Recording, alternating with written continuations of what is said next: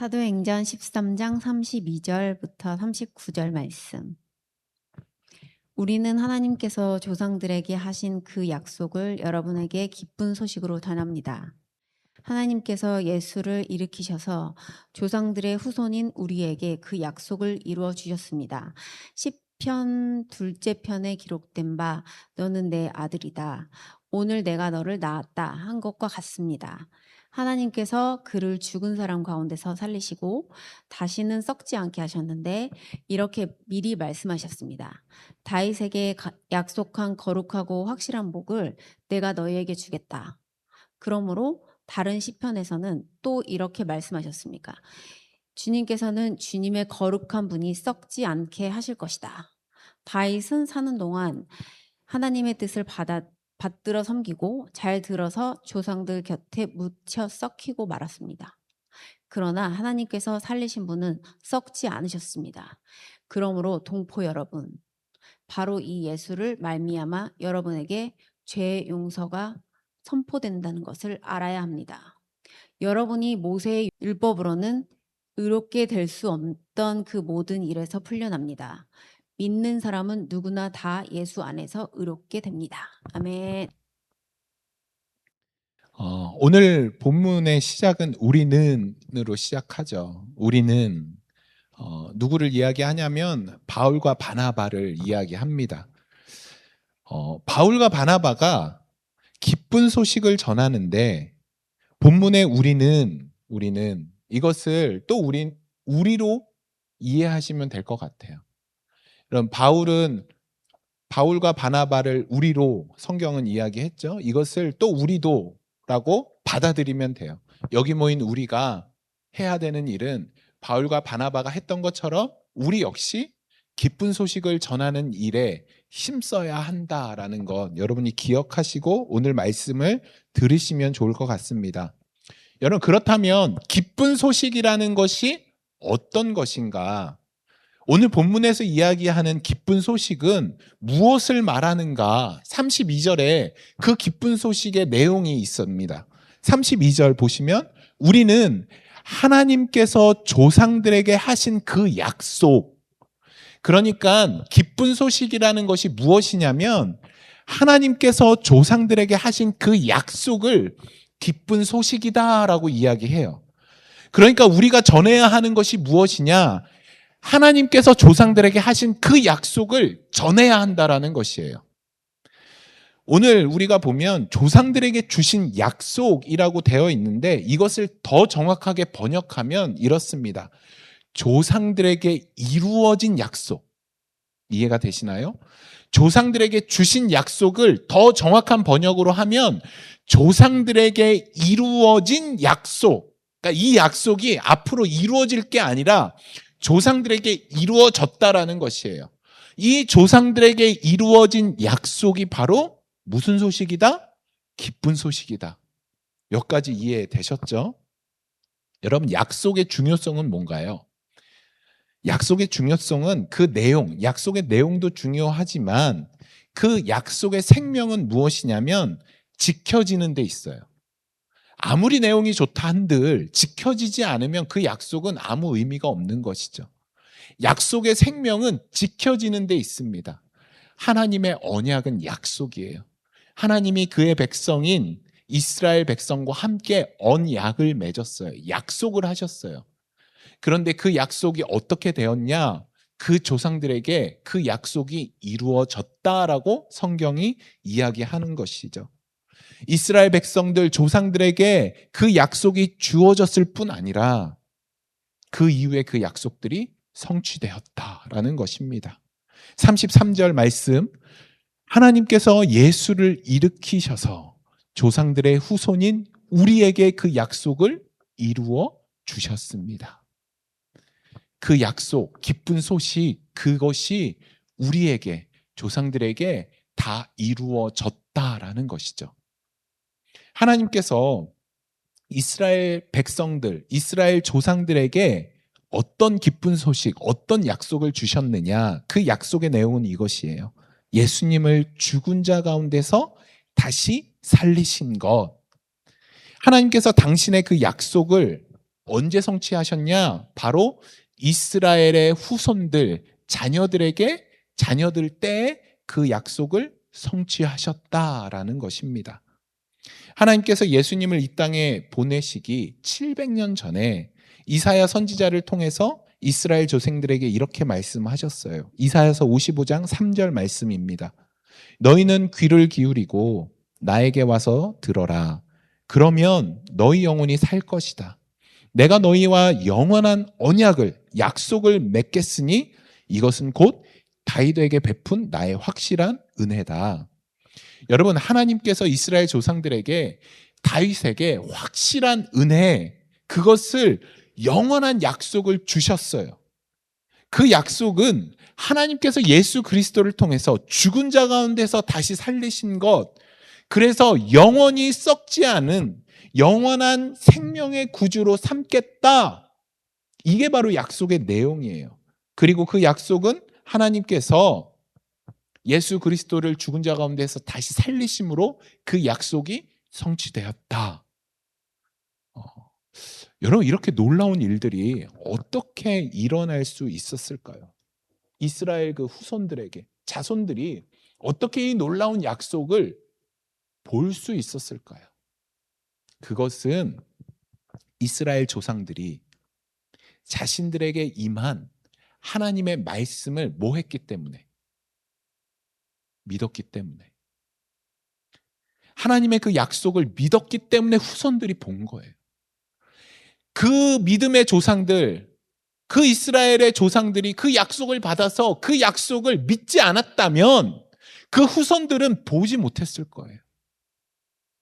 그 약속의 말씀이 믿어져서 자식들에게 유산으로 남겨지고 그 약속이 자손들에게 마음으로 또 믿어져서 그 약속된 말씀을 볼 수 있게 된 것이죠.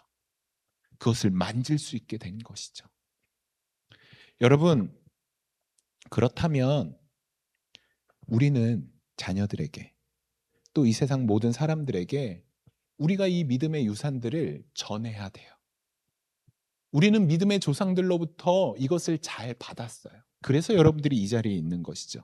그러면 우리의 역할들은 무엇이냐면 이 잘 받은 것을 가지고 우리 자녀들에게 또 온 열방 가운데 이것을 전해줘야 돼요.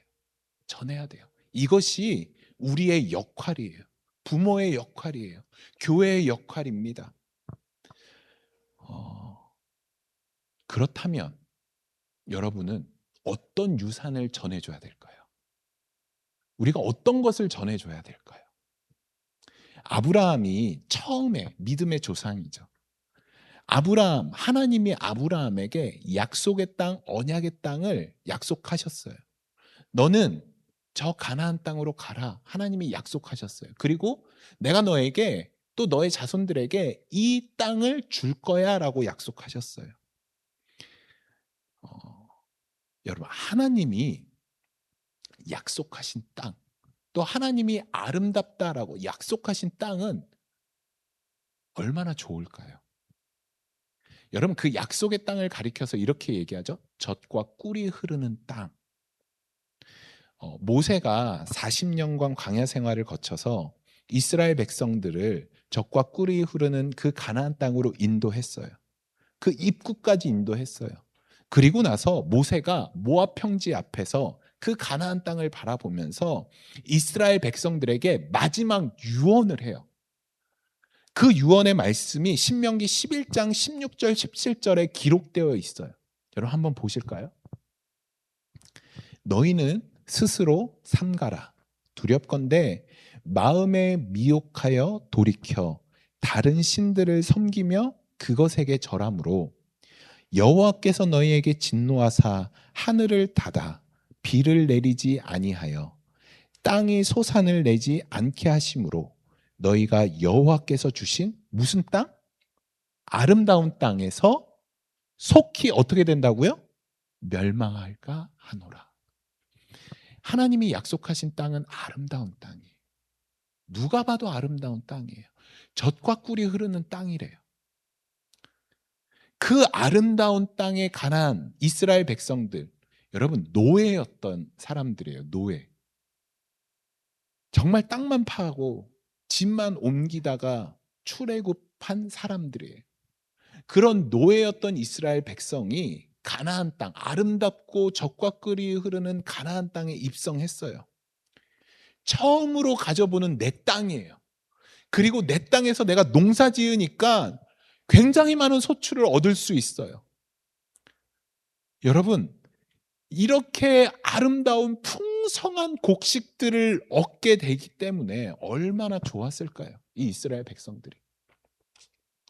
모세가 이렇게 경고하는 거예요. 야, 너희들 그 아름다운 땅에서 반드시 너희들 많은 소출을 얻을 수 있어. 왜냐하면 그 땅은 젖과 꿀이 흐르는 땅이니까. 너희들 풍요롭게 살 거야, 앞으로. 너희들 하나님이 주신 복을 누리면서 정말 아주 풍요로운 삶을 살 거야. 그런데 너네 그거 조심해야 돼. 너희들 그거에 정신 팔려서 그 땅, 그 아름다운 땅이 신이라고 여기면서 살면은 너희들 안 돼. 그 땅을 신으로 여기면서 거기에 절하고 살면 너희들 어떻게 되냐면 모세가 이렇게 얘기하지 않아요. 너희들 멸절할 거야 라고 그냥 얘기하지 않아요. 어떻게 되냐면 속히 멸망할 거야. 너희들 그렇게 하면 바로 멸망할 거야. 절대 하나님 잊으면 안 돼. 그 아름다운 땅은 하나님이 주신 거야 라고 모세가 이스라엘 백성들에게 유언으로 경고하는 거예요. 여러분, 모세의 후계자가 여호수아죠. 여호수아가 이제 이스라엘 백성들 그 땅을, 가나안 땅을 다 얻었어요. 이제 여호수아도 가나안 정복을 다 했어요. 하나님이 주신 그 아름다운 땅을 이제 정복했어요. 정복하고 여호수아가 그 이스라엘 백성들에게 마지막 유언으로 남기는 말씀이 여호수아 23장 15절 16절에 적혀 있습니다. 이것도 한번 보실까요? 너희의 하나님 여호와께서 너희에게 말씀하신 모든 선한 말씀이 너희에게 임한 것 같이 여호와께서 모든 불길한 말씀도 너희에게 임하게 하사 너희의 하나님 여호와께서 너희에게 주신 무슨 땅? 아름다운 땅에서 너희를 멸절하기까지 하실 것이라. 만일 너희가 너희의 하나님 여호와께서 너희에게 명령하신 언약을 약속한 것을 범하고 가서 다른 신을 섬겨 그들에게 절하면 여호와께서 진노가 너희에게 미치리니 너희에게 주신 무슨 땅? 아름다운 땅에서 너희가 어떻게 된다고요? 속히 멸망하리라. 여러분, 모세가 경고한 것과 여호수아가 경고한 것이 같아요. 그 아름다운 땅을 너희가 바라보고 그 아름다운 땅을 섬기면 너희가 어떻게 됐냐면 속히 멸망할 거야. 너네 그거 조심해야 돼. 경고하는 거예요. 여러분, 여기서 우리가 기억해야 되는 것 두 가지가 있어요. 여러분 꼭 기억해 주세요. 꼭 기억해 주세요. 인간은, 첫 번째, 인간은 아름다운 땅, 풍족한 땅에서 망한다는 거예요. 여러분, 인간은 척박한 땅에서 절대 멸망하지 않습니다. 우리가 알다시피 인간에게 고난, 인간에게 어려움, 이것이 우리를 죽이지 않아요. 성경에도 그것이 그들을 죽이지 않더라고요. 어려움, 고난 가운데서는 반드시 하나님을 찾습니다. 그 하나님을 찾음으로 살게 돼요. 목마른 자들아, 다 내게로 오라. 내가 너희를 마시게 할 것이다. 다 공짜로 너희에게 줄 것이다. 여러분, 목마르고 아무것도 가진 것 없는 그런 상황에서는 하나님을 찾더라고요. 이스라엘 백성이 물도 없고 먹을 것이 없는 광야에서 멸망하지 않습니다. 풍요로운 가나안 땅에서 멸망해요. 인간은 언제나 아름다운 땅, 풍족한 상황, 넘치는 여건 가운데서 망하는 법이에요. 왜냐하면 물질적 풍요로움을 절대시하기 때문에. 그것이 우리의 영혼을 병들게 합니다. 반드시 기억하세요. 인간은 아름다운 땅에서 망한다. 두 번째는 일단 망하기 시작하면 속히 망한다. 속히 망해요. 거대한 둑, 여러분 그 네덜란드의 그 이야기 아시죠? 거대한 둑에 바늘망한 구멍이 뚫려요. 그 구멍이 거대한 벽을 한순간에 무너뜨리게 합니다. 인간의 마음도 똑같아요. 야, 이 정도 타협은 괜찮지. 아, 이 정도쯤이야. 눈에 보이지도 않아요. 티도 안 나는 거예요. 그런데 그 조그마한 타협이 우리를 망하게 하는데 어떻게 망하게? 속히 망하게 해요. 속히 망하게 해요. 그 조그마한 타협이 어느 순간 우리 영혼이 완전 병들어 있는 그런 나의 모습을 바라보게 해요. 하나님께서 주신 아름다운 땅에서 세상의 아름다움을 목적으로 산다면 결국 그 삶이 아무리 화려해도 망하고 무너지게 되어 있어요. 반드시 기억하세요. 하나님께서 허락하신 약속의 땅에서 이스라엘 백성은 하나님을 외면하고 그 아름다운 땅만을 탐닉하고 바라보다 그 아름다운 땅에서 촉히 망하게 돼요. 여러분 얼마나 안타깝고 어리석은 거예요. 주님이 약속했거든요. 너희들 나만 바라보면 내가 너희들 이 땅에서 영원히 살게 할 거야. 그거 누리고 살게 할 거야. 그런데 그들이 그 아름다운 땅이 자기에게 풍요를 주는 줄 알았어요. 그 아름다운 땅에서 나는 소출이 자기네들을 영원히 살게 할 줄 알았어요. 아니에요. 하나님이 주어가 돼야 돼요. 하나님이 주신 거예요. 그래서 하나님이 그들에게서 그것들을 빼앗게 되는 것이죠. 오늘 본문 34절을 볼까요? 하나님께서 그를 죽은 사람들 가운데서 살리시고 다시는 썩지 않게 하셨는데, 여러분 바울이 하나님께서 십자가에 못 박혀 돌아가신 예수님을 다시 살리신 것을 뭐라고 얘기하냐면 예수님을 썩지 않게 하셨다. 썩지 않게 하셨다라고 표현해요, 바울이. 이스라엘 백성은 모두 다윗을 굉장히 존경해요. 사랑해요. 이스라엘 모든 사람들이 다윗을 사랑하고 존경하거든요. 그런데 오늘 바울이 뭐라고 얘기하냐면 그 다윗마저도 썩었다. 그 다윗마저도 죽음과 동시에 그의 육체가 썩게 됐다. 그런데 오직 예수님만 썩지 않게 됐다. 이렇게 이야기해요. 여러분, 바울은 하나님께서 예수님을 썩지 않게 하셨다라는 걸 강조해요. 이것이 바로 부활의 핵심이에요. 예수님께서 인간의 모든 죄를 짊어지고 십자가에서 돌아가셨어요. 죽으셨어요. 그렇다면 그 순간부터 예수님의 몸은 썩기 시작해야 돼요. 그게 너무 당연하고 세상의 이치예요. 그런데 예수님의 시신은 썩기는커녕 하나님께서 그 시신 상태를 두신 것이 아니라 그 죽음에서 부활한 썩지 않은 상태로 하나님이 하셨다라는 것을 지금 바울이 강조하는 것이에요. 여러분, 바울이 강조하는 것은, 말하고자 하는 것은 무엇이냐면 영원히 썩지 않는 분은 오직 한 분이에요. 예수님. 그렇기 때문에 우리는 예수님 안에 있어야 썩지 않는 거예요. 예수님 밖에 있으면 썩어요. 아무리 아름다운 것, 아무리 영원히 지속될 거라고 생각해지는 세상의 그 어떤 것도 썩지 않는 게 없어요. 반드시 썩어요. 우리가 아무리 우리의 육체를 이쁘게 단장하고 아무리 좋은 것을 먹어도 제 몸은 썩어가고 있어요. 썩어가고 있어요. 우리를 썩지 않게 하는 유일한 방법이 무엇이냐면 우리가 예수 그리스도, 썩지 아니하시는 그 예수 그리스도 안에 있을 때 우리는 썩지 않게 되는 것이에요. 그것이 예수 그리스도 안에서 성취되었다. 그것이 기쁜 소식이다. 그것이 너희 조상들에게 하나님이 하신 약속이다라는 것이에요. 예수 그리스도 안에 있으면 썩지 않는 것. 여러분, 그렇기 때문에 우리가 우리 자녀들과 세상 가운데 무엇을 전해야 할까요? 어떤 분은 대박주가 있어. 대박주가 있어. 그러면 친한 사람들에게 이야기해. 야, 이거 이 주식 사라. 대박이다.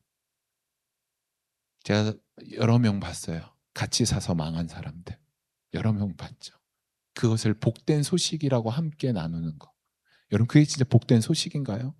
아니죠, 아니죠. 아니에요. 그리스도인은 예수 그리스도 안에서 참 생명을 얻은 존재예요. 참 생명은 언젠가 썩어가는 것이 아니라 썩지 않는 거예요. 예수 그리스도 안에서 참 생명을 얻었다라는 증거는 여러분 스스로 한번 확인해 보세요. 예수님 말씀 안에서 영원히 썩지 않을 것을 삶의 목적으로 두고 살아가는 존재가 바로 그리스도인이에요. 여러분의 삶의 가치, 삶의 목적은 어디에 있나요? 돈을 많이 벌고 좋은 집을 사고 나중에 노후에 골프 치고 좋은 데서 여행하면서 인생을 마감하는 것이 여러분의 삶의 목적인가요? 누가 그러더라고요. 골프 치다가 하나님 앞에 갔을 때 하나님 우리가 바라볼 수 있을까? 막 좋은 데서 여행하다가 하나님 앞에 갔을 때 여러분 하나님 똑바로 볼 수 있겠어요? 저는 못 그럴 것 같아요. 그래서 저는 기도하고 있어요. 하나님, 이런 표현이 좀 그렇지만 뻘짓하다가 하나님 앞에 안 가게 해주세요. 여러분의 마지막이 언제인 줄 여러분 아시나요? 아무도 몰라요. 그래서 성경은 우리에게 이렇게 이야기하는 거예요. 깨어 있어라. 깨어 있어라. 그리스도인은 또 우리가 우리 자녀들에게 무엇을 전해줘야 되냐면 썩어 없어질 그냥 세상의 아름다움만 추구하다가 살아가는 존재로 살아가면 안 된다라는 것을 우리 자녀들에게 알려줘야 돼요. 눈에 보기에 좋은 것을 탐닉하고 그것만 바라보다가 사는 인생이 얼마나 불행하고 안타까운 인생인지를 알려줘야 돼요. 진짜 썩지 않는 것, 예수 그리스도 안에 있는 것이 얼마나 소중하고 귀한 것인지, 그것이 진짜 참 생명이라는 것에 대해서 우리가 우리 자녀들에게 알려줘야 되는 것이죠. 여러분, 이번에 제가 이제 우리 교단 목사님들 만나고 왔어요. 그 새생명 비전교회 강준민 목사님을 통해서 진짜 송구스러울 정도로 많은 섬김을 받고 왔습니다. 너무 행복하고 즐거운 시간이었어요. 근데 가서 들어보니까 그 새생명 비전교회가 아직 본당 예배당 건축이 안 됐어요. 그 전에는 그냥 이런 그 천막 치고 이렇게 그 간이 그 빌딩 짓고선 거기서 이제 예배 드리다가 얼마 전에 교육관이 이제 완성이 되었어요. 그리고 이제 그 교육관에 체육관이 있는데 그 체육관에서 예배를 드리더라고요. 이렇게 본당을 세우려고 했는데 재정 상황 이런 것들이 여의치가 않아서 그 강준민 목사님 때는 이제 못한다. 이제 나중에 후임 목사님이 오면 이제 그 일을 해야 된다 하고 이제 이제 본당 건축은 이제 하지 않는 것으로 이제 하고 체육관에서 예배 드리더라고요. 여러분 이번에 저희들이 한 아이들까지 목사님 사모님만 해도 한 60 몇 명이었으니까 아이들까지 다 하면 근 100명 넘겠죠. 심지어 우리 목사님들 와 애도 많이 넣더라고요. 5명 낳고 막 5명 낳으면 방을 2개를 잡아줘야 되거든요. 5명 가족은 방 2개 잡아주고 뭐 이렇게 했어요. 기본이 3명. 그러니까 굉장히 사람이 많았죠. 그런데 그 100명이 넘는 모든 사람들 비행기값, 호텔비, 유니버셜 스튜디오 그 가는 거, 또 디즈니 디즈니에서도 밥값도 다 줬어요. 밥값. 또 렌트카 한 사람은 렌트카비도 다 주고, 또 모든 라이드, 저희들 디즈니나 이런 데 갈 때 버스 세대 또 빌려서 갔거든요. 제가 너무 감동받았던 건 식사를 이제 교회에서 점심 저녁 이렇게 계속 했거든요. 어, 모든 거기는 이제 성도님들이 와서 정장을 입고 저희들을 서빙해 주셨어요. 그리고 저희가 먹잖아요. 먹으면 그냥 그대로 일어나래요. 그 나가래요. 그대로 나가면 거기를 싹 치우고 다시 저희가 들어와서 디저트 먹고, 그리고 심지어 바꿀 때마다 꽃병도 다 갈아줘요. 네, 꽃병까지 다 갈아주고 완전 계속 서빙. 그리고 막 엄청난 고기들이 있는데 저걸 또 먹을 수 있을까 하는데 계속 리필을 해주시는 거예요. 네, 또 랍스타 뭐 나오고. 이분들이 와 이렇게 가분할 정도로 섬김을 받았어요. 그런데 여러분, 새생명 비전교회 교인 중에서 이런 생각하시는 분은 없었을까요? 아니 우리 재정이 부족해서 본당도 못 짓는데, 건물도 못 세웠는데, 지금 얼마 전까지 우리 천막 치고 예배 드렸는데, 지금 겨우 이제 해갖고 교육관 예배 드리고 있는데 우리가 이런 걸 해야 되나? 왜 우리가 알지도 못하는 목사님들 다 이렇게 섬기고 그 가족까지, 뭐 목사님 섬기는 거야 뭐 괜찮아. 그런데 뭐 그렇게 가족까지 우리가 섬겨야 하나? 지금 우리 그럴 때 아닌데? 여러분 이렇게 생각하는 교인들 있지 않았을까요? 저는 매년 가잖아요. 어딘가 가잖아요. 제가 여러 군데 막 가잖아요. 매년 갈 때마다 이런 섬김을 받았어요. 교회로부터, 호스트하는 교회로부터. 매번 이런 섬김을 받고 갈 때도 막 선물 주고 다 해주셨어요. 제가 언제 뭐 제 돈으로 비행기 값 끊고 간 적 한 번도 없잖아요. 호스트를 맡아주신 교회들이 이렇게 다 섬겨주셨어요. 여러분 미국 상황이 얼마나 어려운데요. 너무 힘들어요. 그럼에도 불구하고 매년 호스트를 맡은 이 교회들이 이렇게 목회자들을 섬겨주셨어요. 그 교회마다 이렇게 생각하는 분들 없을까요? 아, 나도 못 가는 데를 왜 우리가 이런 일을 해야 되지? 그냥 눈에 보이는 예쁜 건물 지을 수 있잖아요. 멋진 거 하나 만들 수 있잖아요. 그런데 왜 이렇게 우리가 목사님들 섬겨야 되지? 교회 안에서도 쓸 돈이 얼마나 많겠어요. 여러분, 우리 이렇게 대부분 모인 목회자들 사실 작은 교회 목사님들이거든요. 가족끼리 여행은커녕 진짜 한 분 한 분 이야기 들으면 진짜 눈물로, 정말 눈물밖에 흘릴 게 없어요. 그런 엄청난 간증들이 있는 목사님이셔요. 목사님들이세요. 사모님도 아프신 분들, 뭐 하여튼 뭐 말로 할 수 없어요. 병에 걸리신 분들, 목사님들이 한국은 뿐만 아니라 이 국내 미국 안에서 여행도 쉽게 하지 못하는 분들이 많거든요. 작년에 그 목회자 모임에서, 저희들 이제 작년에 모임에서 매번 우리들만 목회자들만 이렇게 좋은 시간을 갖잖아요. 그런데 이제 저희는 뭐 사실 뭐 저는 너무 좋았거든요. 혼자 가서 너무 좋았어요. 혼자 늘 자유의 시간과 또 얼마나 도전도 받고 좋은데요. 그런데 그 중에 한 분이 참 안타깝게 777 맞게 이런 앞에 나와서 이런 눈물을 흘리시면서 이런 얘기를 하시는 거예요. 우리 가족들도 함께 있었으면 너무 좋았겠다. 우리 아내가 지금 내가 이렇게 나와 있는 시간에 우리 아이들을 홀로 돌보고 있는데, 나는 또 좋은 곳 와서 이렇게 많은 것들을 누리는데 우리 아내가, 우리 자녀들은 아무것도 누리지 못하고 그게 너무 마음이 아프다. 이거를 앞에서 얘기했거든요. 그때 강준미 목사님이 그 이야기를 들으시고 이번에 저희 가족들을 다 초청한 거예요. 여러분, 제가 이번에 이런 모임을 하면서 또 이런 매번 이 목회자들 모임을 가면서 이게 영혼을 위한 일 아닌가. 지극히 작은 자에게 하는 것이 나에게 하는 것이다. 그 예수님의 말씀이 생각이 났어요. 영향력 있고 큰 교회 목사님들, 뭐 힘 있고 이런 사람들 초청해서 하면 교회에 얼마나 도움이 되겠어요. 그런데 사실 저희 같은 목회자들 초청하면 교회에 무슨 그 교회에 유익이 있겠어요. 예. 그냥 우린 도움만 받는 거지.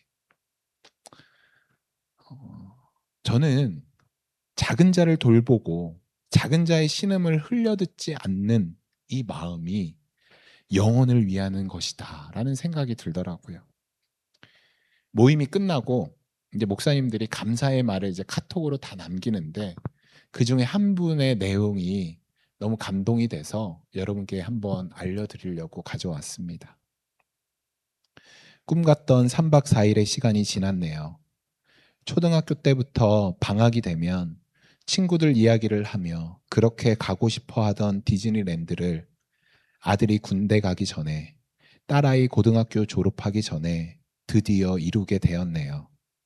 아이들뿐 아니라 아내도 연애할 때로 돌아간 것처럼 너무나 행복하고 즐거운 시간을 보냈어요.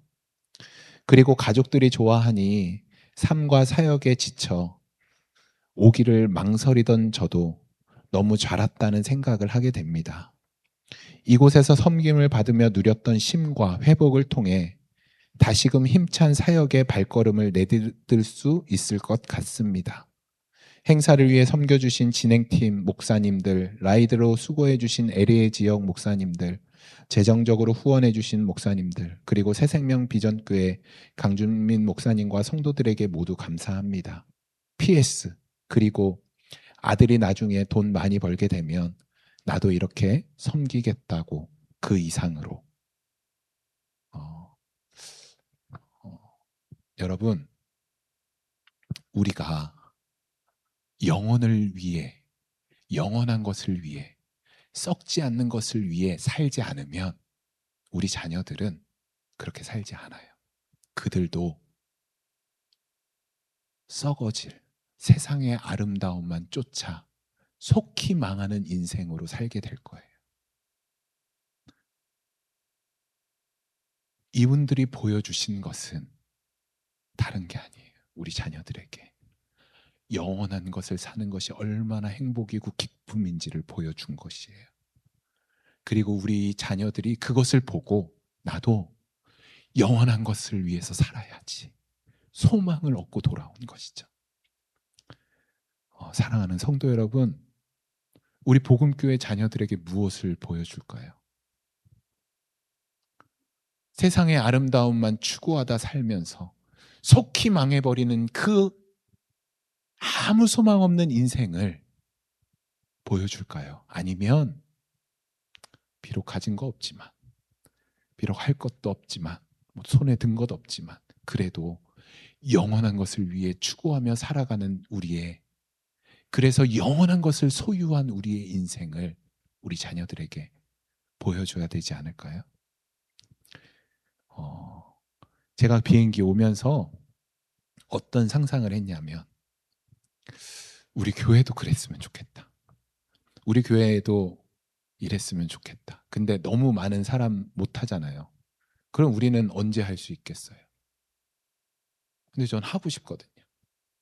그래서 한 가정이라도 선교사님이든 목사님이든 아니면 되게 어렵고 힘드신 분 우리가 초청해 갖고 그분들 뉴욕 관광시켜주고 좋은 데 가서 식사하고 3박 4일, 2박 3일 이렇게 그분 오셔서 호텔에 좋은 호텔에 묵게 하고 음, 그렇게 하면 좋지 않을까요?